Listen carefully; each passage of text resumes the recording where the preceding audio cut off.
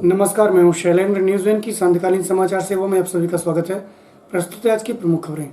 ड्यूटीरत आरक्षक के उपचार के दौरान मौत, नाबालिग ने बच्चे जन्म देने के बाद फांसी लगाई, प्लाज्मा थेरेपी से कोरोना का उपचार पर चर्चा। अब खबरें विस्तार से।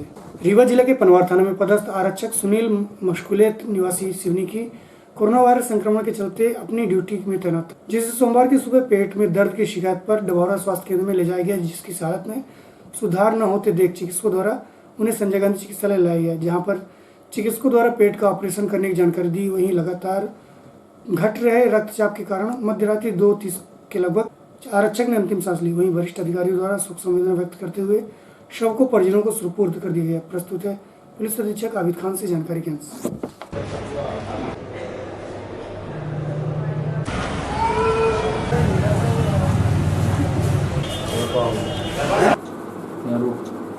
हर्ष होटल। सर, ये पनवार थाने में आरक्षक की मौत हुई है, क्या पूरा मामला? देखिए, एक हमारा आरक्षक है सुनील मशकुले नाम का, और ये पनवार थाने में जिला रीवा में पदस्थ था, और इसकी तबीयत जो है वो ख़राब हुई है परसों दिन, और फिर इसको रेफ़र किया गया SCMH। कल ये SCMH में भर्ती रहा है। लेट नाइट कॉम्प्लिकेशंस की वजह से उसकी डेथ हुई है। कुछ इंटेस्टाइन से रिलेटेड प्रॉब्लम, आंतों से रिलेटेड कुछ प्रॉब्लम थी उसको, और जो पहले भी एक बार ऑपरेट हो चुकी थी, और वो प्रॉब्लम दोबारा से हुई, और BP वगैरह काफ़ी बढ़ने के कारण से स्टेबलाइज नहीं हो पाया, ऑपरेट नहीं कर पाया, और उसके पहले ही उसकी मृत्यु हो गई। सिवनी के का रहने वाला है, उनके परिजन आ गए थे, वो सुबह ही उसको लेके घर चले गए। अंतिम विगत 2 दिवस पूर्व रिया जिले के चाकघाट थाना अंतर्गत प्राइवेट नर्सिंग होम हर्ष नर्सिंग होम में जावा निवासी एक नाबालिग को उसके परिजन पेट में दर्द एवं ट्यूमर की शिकायत लेकर आए, जहां पर नर्सिंग होम के बाहर रखे पलंग पर ही नाबालिग का प्रसव हो गया, जिसके बाद अस्पताल प्रबंधन द्वारा मानवता दिखाते हुए उक्त नाबालिग को भर्ती कर उसकी देखरेख की जा रही थी। वहीं कल दोपहर को नाबालिग की देखरेख में लगी दाई को नाबालिग ने पानी के लिए भेजा एवं ऑपरेशन थिएटर में जाकर अपने दुपट्टे से फांसी का फंदा बनाकर झूल गई, जिसकी जानकारी के बाद अस्पताल में अफरा तफरी मच गई। वहीं सूचना पर पहुंची पुलिस ने मामले की जाँच करते हुए पॉक्सो सहित बलात्कार की श्रेणी में रखते हुए मामले की पूछताछ की जा रही है। प्रस्तुत है नर्सिंग होम के संचालक डॉक्टर KV शुक्ला एवं पुलिस अधीक्षक आबिद खान से जानकारी के अंश। जिनकी बच्ची अभी सुसाइड की, एब्डोमेन पेन और ट्यूमर का कंप्लेन लेके आए थे। बताए सीवियर पेन, तेज़ दर्द होता है पेट में, और बताया कि पेट में ट्यूमर है।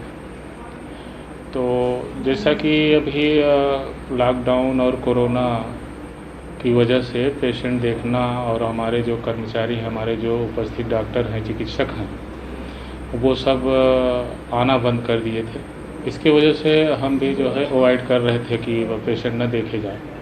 तो बाहर ही एक हमारे हॉस्पिटल में, जैसा आपने आते हुए देखा होगा कि एक तख्त रखा है हॉस्पिटल के गेट के पास, उसी तख्त पर बच्ची को लिटाया गया, और जो उनके पेरेंट्स थे बच्ची के, तो हमने उनसे आग्रह किया कि आप गवर्नमेंट हॉस्पिटल या कहीं और आप देख लीजिए। तो पूर्व परिचित होने के नाते उन्होंने मुझसे बार बार आग्रह किया, और करीब आधे घंटे तक हमारी उनकी बात चली। उस दौरान बच्ची को नॉर्मल डिलीवरी हो गई, उसी टेबल पे, वही तख्त के अस्पताल के बाहर। डिलीवरी होने के बाद मानवता के नाते जो हमारे यहाँ दाई और सफाई कर्मी थे महिला, तो उनके माध्यम से उसकी जो प्रसव के बाद जो कचरे, जो फ्लूइड वगैरह निकलते हैं, उसको सफाई कराई गई, और फिर अंदर लिया गया, और अंदर लेने के बाद उसको, बच्चे को मैनेज किया गया। बच्चा स्वस्थ है, और उस दौरान एक माइनर OT है, लेबर रूम है, जो हमारे यहाँ डिलीवरी के समय यूज होता है, उसमें उसको शिफ्ट कराया गया। शिफ्ट कराने के बाद काफ़ी देर होने के बाद उनके पेरेंट्स बोले कि मैं घर जाता हूँ, थोड़ी सी व्यवस्था करके, पैसे की और वाहन की व्यवस्था करके हम ले जाएंगे।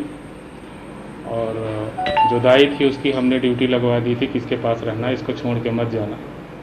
तो उसी दौरान उस दाई से बोली कि मुझे पानी की आवश्यकता है, मुझे पानी पिला दीजिए। पानी के लिए उसने भेजा, और अंदर से दरवाज़ा बंद कर लिया, और जो OT लाइट होती है, अपने दुपट्टे से उन्होंने सुसाइड कर लिया। ये आपकी ये घटना कितने बजे की है? ये घटना कल समथिंग टाइम तो नियर अबाउट मान के चलिए 3 साढ़े 3 के लगभग की है। सर, ये चाकघाट के निजी अस्पताल में एक लड़की ने आत्महत्या की है, क्या है पूरा मामला? देखिए, ये एक हर्ष हॉस्पिटल करके है, चाकघाट थाना क्षेत्र में पड़ता है, रीवा ज़िले में। और हॉस्पिटल में एक दिन पहले एक बच्ची आई थी जो प्रेग्नेंट थी, और उसके बाद डिलीवरी हुई है। और उसके बाद कल शाम को जो है बच्ची ने वहीं हॉस्पिटल के एक कमरे में जो है वो फांसी लगा ली है, फांसी लगा के सुसाइड कर दिया है। तो उसकी इन्वेस्टिगेशन पुलिस कर रही है वहाँ पे कि किन कारणों से, किन परिस्थितियों में और क्यों फांसी लगाई गई है। बच्ची को अभी नाबालिग बताया जा रहा है, तो यानी उम्र कम है उसकी संभवतः। तो इस बारे में भी जांच की जा रही है कि क्या और इसके पीछे कारण हो सकते हैं और किन किन लोगों की जानकारी में था ये पूरा मामला, और पुलिस मौके पर है, इन्वेस्टिगेट कर रही है। सर, कोई देखिए, अब जाहिर है नाबालिग बच्ची के साथ अगर कोई भी तरह के संबंध आप बनाएंगे तो बलात्कार की श्रेणी में ही आएगा और केस बनेगा। विगत दिवस फेसबुक पर देश के प्रधानमंत्री नरेंद्र मोदी सहित साहू समाज को जाति सूचक अपशब्द कर अपमानित करने के लिए अजय अग्निहोत्री सिमरिया द्वारा टिप्पणी की जाने के बाद वैश्य सम्मेलन एवं साहू समाज के युवा संगठन के जिलाध्यक्ष बंसीलाल साहू द्वारा आज सिटी कोतवाली थाना में अजय अग्निहोत्री के खिलाफ आपराधिक मामला दर्ज करने एवं कड़ी कार्रवाई की मांग करते हुए शिकायत दर्ज कराई। वहीं कार्रवाई न होने पर साहू समाज द्वारा लॉकडाउन के पश्चात उग्र आंदोलन की चेतावनी दी गई। प्रस्तुत जिलाध्यक्ष बंसीलाल साहू से जानकारी के अंश। बताया जी, ज्ञापन सौंपा गया है सिटी कोतवाली में, क्या मामला है पूरा?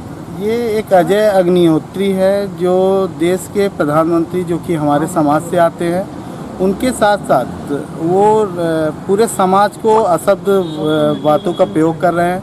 बहुत गंदे शब्दों का उन्होंने फेसबुक पर कमेंट किया, बहुत गंदे शब्द, जिससे पूरा समाज आहत है और बड़ा रोष है समाज में, जिसके विरोध में हमने सिटी कोतवाली में ज्ञापन दिया है। और अगर इस पे कार्रवाई अगर ठीक ढंग से नहीं होती तो लॉकडाउन ख़त्म होने के बाद हम बड़े स्तर से इस चीज़ का विरोध करेंगे कि ऐसी गलती दोबारा लोग न करें और अशब्द शब्दों का उपयोग समाज के प्रति न करें। पूर्व में भी ऐसी चीज़ें आई हाँ, थी? पूर्व में भी ये तीसरी घटना है और लगातार ये एक महीने के अंदर। तो इसको देखते हुए अब समाज, एक दो बार तो हमने टाल दिया, इसके पहले भी कुछ लोगों ने कमेंट किया था, फिर उन लोगों ने फेसबुक पर माफ़ी मांगी थी, तो हमने उस मैटर को ख़त्म कर दिया था। पर बार बार इस तरह के मैटर आ रहे हैं, बार बार समाज को नीचा दिखाया जा रहा है, अपमानित किया जा रहा है, जिसके विरोध में अब लॉकडाउन ख़त्म होने के बाद हम लोग आंदोलन करेंगे।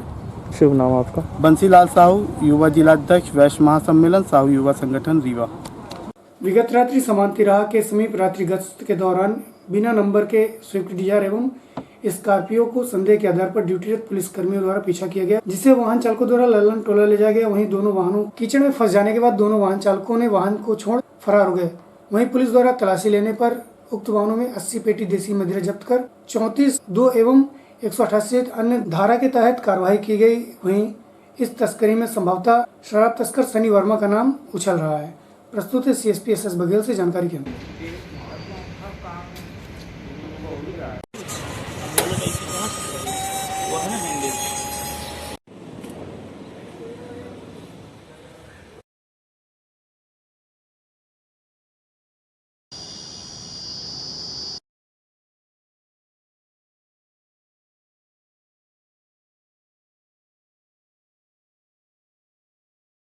ये जानकारी ये मिली है कि कल रात्रि में गश्त के दौरान दो गाड़ियां, एक स्विफ्ट डिजायर गाड़ी थी और एक स्कॉर्पियो गाड़ी थी। ये हमारे गश्त में जो कर्मचारी थे सवान थाने के लगे हुए थे, उन्होंने सवान में इनको देखा, इनको संदेह हुआ, इन्हें रोकने का प्रयास किया, दोनों गाड़ियाँ भागी और भागते समय ये लालन टोला में दोनों गाड़ियाँ, मेरे ख्याल से वहाँ जो भी ड्राइवर गाड़ी में रहा होगा उसको रास्ता ठीक से मालूम नहीं था और ऐसे रास्ते में गाड़ी उसने डाल दिया जहाँ कीचड़ था। तो वो दोनों गाड़ियों के ड्राइवर जो है या उनमें जो भी लोग बैठे हों गाड़ी छोड़कर भाग गए हैं। गाड़ी चेक करने पर पाया गया है कि दोनों गाड़ियों में मिलाकर लगभग 80 पेटी शराब थी जो पुलिस द्वारा जब्त कर ली गई है और धारा 34(2) एक्साइज एक्ट और धारा 188 IPC के तहत प्रकरण पंजीबद्ध किया गया। जी। देश सहित प्रदेश में बढ़ रहे कोरोना संक्रमण के आंकड़ों के बाद लगातार इसे रोकने के लिए नित नए प्रयोग किए जा रहे हैं। वहीं इसी दौरान भोपाल के चिराई अस्पताल में कोरोना पॉजिटिव मरीजों का प्लाज्मा थेरेपी का ट्रायल शुरू हो गया है। वहीं जबलपुर की मां बेटी डोनर बनने के लिए तैयार हुई, जिसके बाद आज न्यूज़ वन के विशेष संवाददाता दिलीप गुप्ता ने आयुर्वेद चिकित्सालय के प्राचार्य डॉक्टर दीपक कुलश्रेष्ठ एवं वरिष्ठ समाजसेवी एवं नोडल अधिकारी डॉक्टर प्रभाकर चतुर्वेदी से प्लाज्मा थेरेपी की जानकारी ली। प्रस्तुत है वार्ता के अंश। प्लाज्मा थेरेपी क्या है डॉक्टर दीपक कुलश्रेष्ठ जी, जो कोरोना के लिए कहाँ तक लाभदायक है? प्लाज्मा थेरेपी कोई ये नई चीज़ नहीं है, बहुत पहले से इसका प्रयोग विभिन्न व्याधियों के लिए इसका प्रयोग किया जाता रहा है। इसमें होता ये है कि जब शरीर के अंदर कोई इन्फेक्शन होता है किसी बैक्टीरिया वायरस का, तो उसमें शरीर अपनी क्षमता के अनुसार कुछ एंटीबॉडी डेवलप करते हैं। तो वो एंटीबॉडी जब सक्सेस हो जाते हैं तो बीमारी आगे नहीं बढ़ती है। जब वो सक्सेस नहीं होते हैं तो बीमारी आगे बढ़ती है। तो वो एंटीबॉडी किसी वायरस और किसी भी बैक्टीरिया को ख़त्म करने के लिए शरीर प्रोड्यूस करती है एंटीबॉडीज़। वो एंटीबॉडीज़ बने रहते हैं शरीर के अंदर।